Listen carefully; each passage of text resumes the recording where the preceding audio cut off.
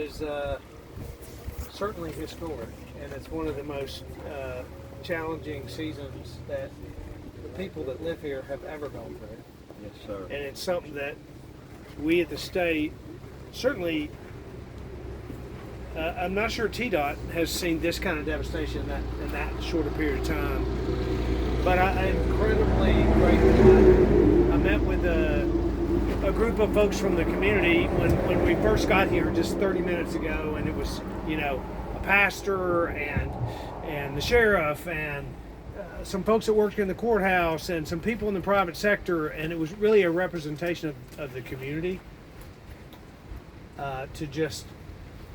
to welcome us, but also to talk about how this community has suffered and recovered, and how people have come together, and what the spirit of people in Upper East Tennessee is like.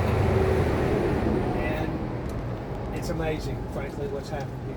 And not just what the contractors and our folks at TDOT have done, but what the community has done. So it's amazing. Proud to be up here, but I will brag on TDOT, and I'm grateful for and our private partners to rebuild these roads.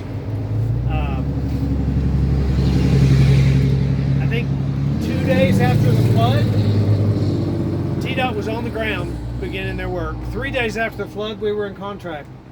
65 days after we started that contract, I think we opened up the majority of this highway. That is stunning work, and it's also reflective of why continuing to work on transportation, funding it, looking at innovative ways to build highways and bridges and roads.